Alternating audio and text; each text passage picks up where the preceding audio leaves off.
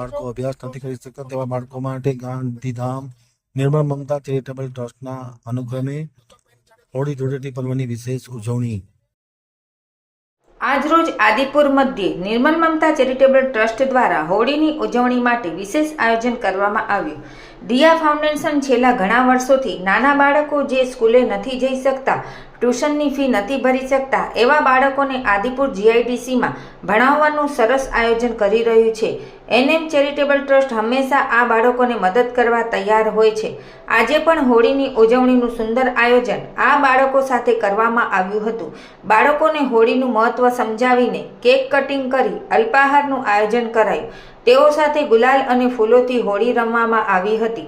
દાતાશ્રીઓની મદદથી બાળકોને carrom board, brain games, રસ્સી સ્કીપિંગ, બેડમિન્ટન, લૂડો વગેરે જેવી ગેમ્સની કીટ આપવામાં આવી।